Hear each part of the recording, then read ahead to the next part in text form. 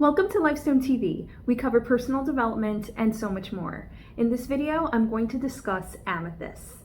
Let's get right into the video.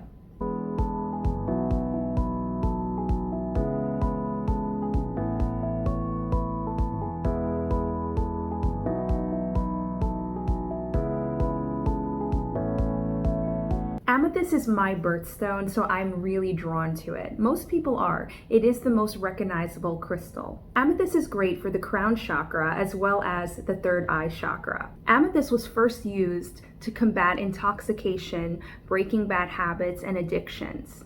I love using amethyst for taking ownership and really combating self-sabotage. Crystals work as memory recorders. The energy you bring to the crystal is what truly matters.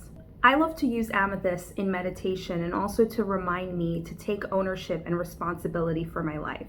Some affirmations that I associate with amethyst is I trust myself, I attract who I am in control of my destiny, the universe is on my side.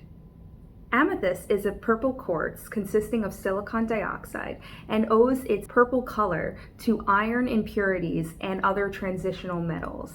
Crystals store your energy and they're really a great boost when you need them. They can remind you to stay on track with your goals and your affirmations and really bring a lot of positivity into your life. Invite a crystal into your life today. 2 of our products, which can be found on lifestoneusa.com, feature amethyst. Our soap, called Into Nature, features organic spirulina, lavender, and amethyst. Our candle, called Inner Wisdom, features amethyst as well as lavender essential oil. Invite one into your life today. Thanks so much for watching. Until the next time, peace and gratitude.